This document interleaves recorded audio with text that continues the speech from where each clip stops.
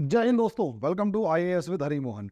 दोस्तों, सीमा हैदर अपने 4 बच्चों के साथ इंडिया आ जाती है, ग्रेटर नोएडा के अंदर रहना शुरू कर देती है। सचिन मीणा से उसकी शादी हो जाती है और वो हिंदू धर्म अपना लेती है। सीमा सनातनी कहलाना शुरू कर देती है, फर्राटेदार हिंदी बोलती है, अंग्रेजी में भी बात कर लेती है, 5वीं पास अपन होने का अपने आप को दावा करती है और न जाने क्या क्या कहानियाँ सुनने को मिल रही हैं। और मैं बड़ा अचंभा हुआ, हालांकि 2-3 दिन से मैं इस मामले को इग्नोर कर रहा था क्योंकि मैं अपने कामों में बिजी था।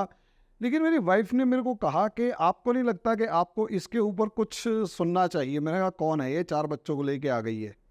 लेकिन जब मैंने सुना, जब समझना शुरू किया तो पता लगा कि यार ये कहानी जो दिख रही है और जो हमारा इडियट्स का मीडिया जो है वो इसे एक लव स्टोरी की फॉर्म में दिखा रहा है और ऐसे प्रोजेक्ट करने की कोशिश कर रहा है जैसे एक मुसलमान लड़की हिंदू बन चुकी है तो वो विक्ट्री ऑफ क्या कहते हैं हिंदूज है।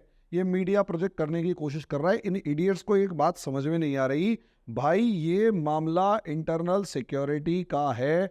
मैंने जैसे ही पढ़ा 2 मिनट में समझ में आ गया कि भाई हमारे बॉर्डर्स कितने ज़्यादा इनसिक्योर हैं कि एक लेडी पाकिस्तान जो कि डिक्लेयर्ड दुश्मन देश है वहां से चलती है अपने 4 बच्चों को लेकर दुबई होते हुए नेपाल और नेपाल के बाद अपनी सेटलमेंट्स करके इंडिया में एंटर कर जाती है और ग्रेटर नोएडा जैसे बहुत ही जिसे कहते हैं सेंसिटिव, या भाई हमारी राजधानी के पास एक इलाका है वहाँ एक लड़के को पकड़ रहे हैं तो सेंसिटिव इलाका ही है। और वहाँ जब मैंने, और देखो एक होता है बॉडी लैंग्वेज, एक होता है कॉन्फिडेंस।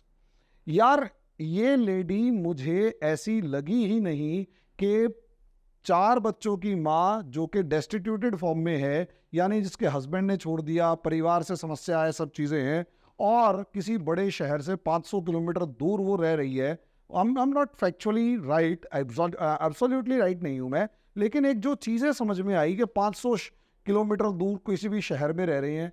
इंडिया जैसी कंट्री में भी किसी भी शहर से 500 किलोमीटर दूर अगर आप रहते हैं, वहाँ पर एजुकेशन का लेवल अच्छा नहीं है और विदेशी भाषा इतनी परफेक्ट बोलना और सब चीज़ें। मैं ये नहीं कह रहा कि इसे जासूस मान ही लिया जाए या कुछ भी, मैं ये कह रहा हूँ कि भाई सोच कर देखो हमारे हिंदुस्तान के बॉर्डर्स कितने ज़्यादा पोरस हैं, कितने पोरस बॉर्डर्स हैं कि नेपाल से एक पाकिस्तानी इंडिया में एंटर कर जाती है तो बांग्लादेश से कितना बड़ा क्राउड तेजी के साथ इंडिया में आ रहा होगा और सेंसिटिव लोकेशंस के अंदर या बड़े शहरों के अंदर अपनी बस्तियां बसा रहा होगा।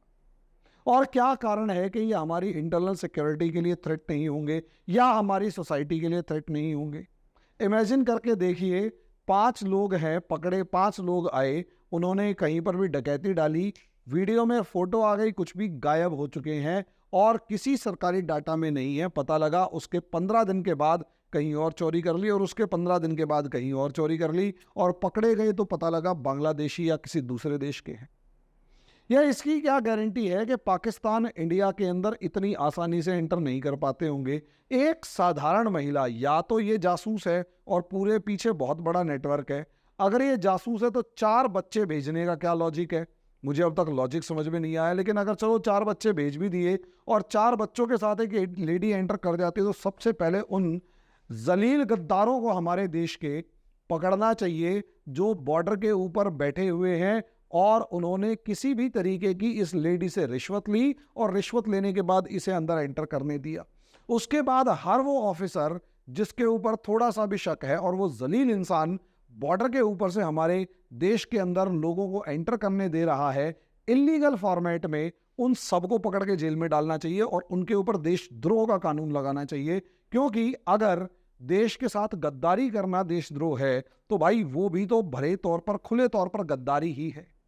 तो शॉर्ट में आप इस चीज को समझिए। और ये चीज क्यों इंपॉर्टेंट है? क्योंकि समझिए इस चीज को कि जो हाल आज के दिन हम फ्रांस का, स्वीडन का, डेनमार्क का, स्विट्जरलैंड का, इन सब जगहों का देख रहे हैं, उनसे कहीं ज्यादा बुरा हाल इंडिया का होगा अगर ये लोग इसी तरीके से बिना किसी प्रॉब्लम के हमारी कंट्री में एंटर करते रहे।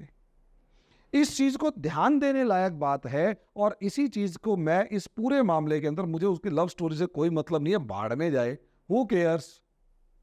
तो भैया एक लेडी है, 4 बच्चों की माँ है, और वो एक सचिन मीणा नाम के लड़के के पास पबजी खेलते हुए पहुंच गई। भैया ये अगर पाकिस्तानी ना होती, युगांडा की होती या अमेरिका की होती, मुझे कोई फर्क नहीं पड़ने वाला था, पाकिस्तान की थी।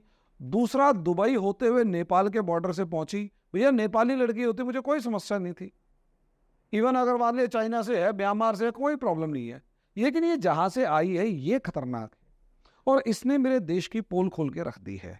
मेरे कंट्री को, हमारी सरकार को, उन ऑफिसर्स को कड़ी से कड़ी सजा देनी चाहिए, और एक कानून पास करना चाहिए कि अगर बॉर्डर के ऊपर आप रिश्वत लेकर बॉर्डर पास करवाते हुए पकड़े गए, या किसी भी तरीके की आपकी डायरेक्ट या इनडायरेक्ट इन्वॉल्वमेंट वहां हुई, तो आपके ऊपर देशद्रोह का कानून लगाया जाएगा, राष्ट्रीय सुरक्षा कानून लगाया जाएगा, वरना आपका मतलब इससे नीचे तो होना ही नहीं चाहिए, क्योंकि ये एक प्रकार का देशद्रोह है और इंटरनल सिक्योरिटी के लिए बहुत तगड़ा खतरा है।